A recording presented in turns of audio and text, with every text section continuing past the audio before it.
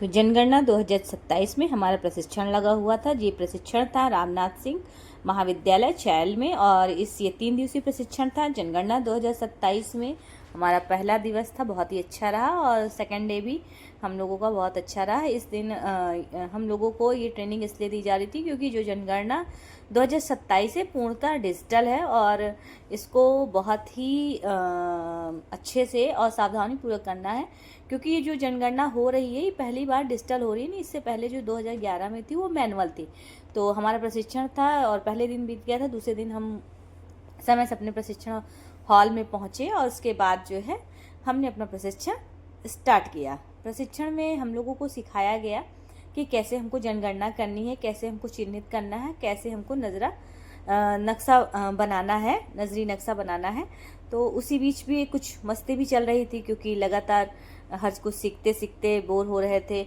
और उसके बाद दूसरे दिन भी हम अपने प्रशिक्षण को लेके समय से विद्यालय पहुँचे, और वहाँ पे जाने के बाद हमने थोड़ी सी वीडियो क्लिप की और नाश्ता आया, हमने नाश्ता किया। उसके बाद फिर से हम अपनी क्लास लेने को तैयार हो गए हैं। उसमें क्लास लेने में फिर से हमें समझाया गया, पढ़ाया गया कि हमको कैसे घर चिन्हित करने हैं, कैसे हमको मंदिर चिन्हित करनी है, चर्च चिन्हित करने, कैसे हमें कच्ची सड़क है, पक्की सड़क। उसके बाद हमारे ट्रेनर ने कहा कि मैम आप थोड़ा सा कुछ समझाने का प्रयास करेंगी, थोड़ा सा आइए और कुछ बेहतर अगर आप हमसे बेहतर बता सकते हैं तो आइए इसको आप बताइए। तो मैंने कहा बिल्कुल सर, क्यों नहीं, मैं सोची शायद कुछ मैं बेहतर बता सकती हूँ या बेहतर सिखाने का प्रयास कर सकती हूँ। तो मेरा पूरा प्रयास था कि मैं कुछ अच्छा कर सकूं। उसके बाद हम लोग का ब्रेक हुआ और हम लोग बाहर टहलने निकल गए। मेरी ही ग्राम सभा की स्कूल की मैम थी, दोनों लोग टहल रहे थे। उसके बाद फिर से हम लोग अपने रूम पे पहुंचे और फिर से हम लोग ने पढ़ाई स्टार्ट कर दी।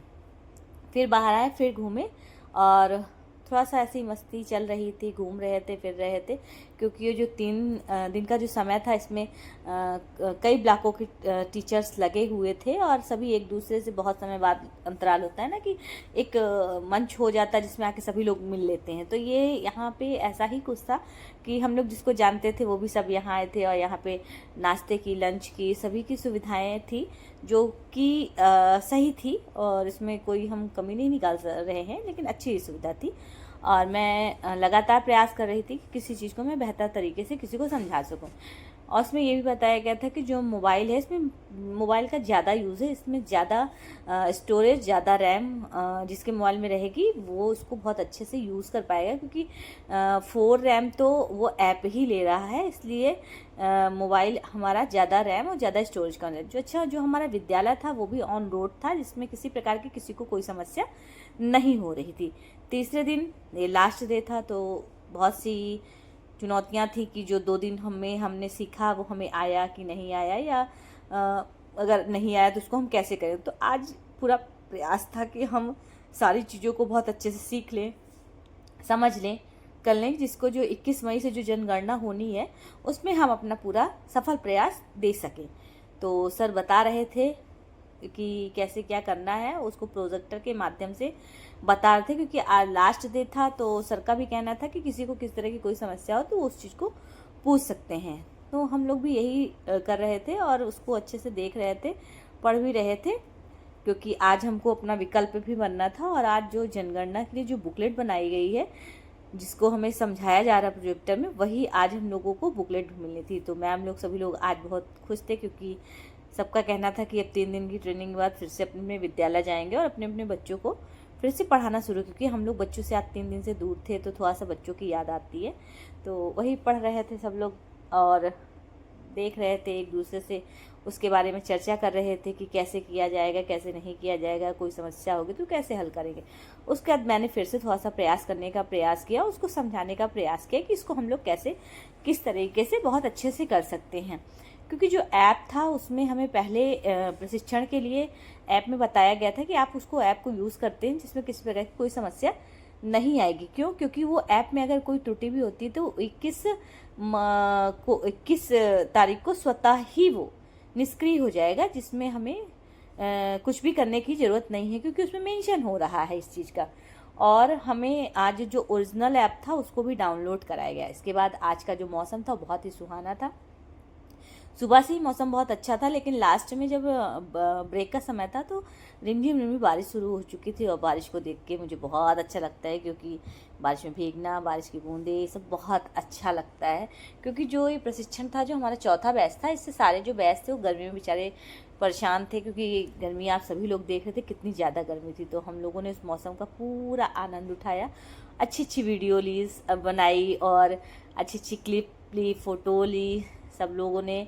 क्योंकि मुझे बारिश बहुत पसंद है। जो हल्की हल्की बारिश थी मेरे फेस में पड़ रही थी, मुझे इतना अच्छा लग रहा था, जैसे लग रहा है कि मैं यहीं बाहर ही बारिश का आनंद लूँ। लेकिन बारिश ज़्यादा तेज़ हो रही थी तो मैं भीग जाती तो दिक्कत थी, क्योंकि ये जो बारिश थी इस साल की पहली बारिश थी। और सभी लोगों को बहुत अच्छी लगी थी। सभी जो स्टाफ था वो सब अपने अपने रूम से निकल के बारिश को देख रहे थे, क्योंकि बारिश को देखना तो मुझे लगता है सभी को पसंद होगा, क्योंकि मुझे भी बहुत ही पसंद था। तो आज इतनी खुशी हो रही थी, तो अच्छा लग रहा था वाह कितना मौसम अच्छा है। बारिश भी तेज़ हुई थी, आंधी भी थी, मौसम इतना ठंडा हो चुका था कि हम लोगों ने अपने रूम के फ़ैन ही बंद कर दिए थे, क्योंकि इतना ठंडा लग रहा था। उसके बाद हम लोग बाहर देख रहे थे बारिश को, उसको अपनी वीडियो में कैच कर रहे थे, कैद कर रहे थे कि ये जो मोमेंट है, ये जो पल है, ये दोबारा तो लौट के नहीं आएंगे, इसलिए ये वीडियो में कैद हो जाएंगे। तो मेरा पूरा प्रयास था कि मैं थोड़ा सा कुछ अलग कर सकूं, कुछ अच्छा कर सकूं। तो ये मैं कर रही थी, और जहाँ पे मैं थी तो वहाँ बहुत ही इस विद्यालय में पेड़ पौधे थे। और यहाँ पे आप देख रहे होंगे कनेर का पेड़ भी है, जिस पे बहुत अच्छे अच्छे फूल निकले थे, फ्लावर्स निकले थे। तो यहाँ पे हरियाली बहुत थी, और जो ये विद्यालय था इतना स्पेसियस था, इतना स्पेसियस था। फिर मैंने कनेल के फूल को तोड़ा और अपने बालों पे लगा के अच्छी अच्छी फ़ोटो क्लिक की और वीडियो बनाया।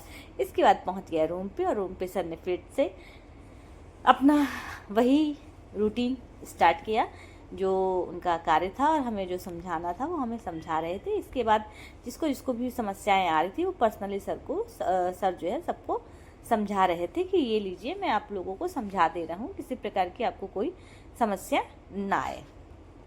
तो सर का जो कार्य था उन्होंने बहुत अच्छे से निभाया। फिर हम लोग कुछ देर बाद बाहर निकले, और बाहर निकल के हम लोग थोड़ा सा रील वगैरह बना रहे थे।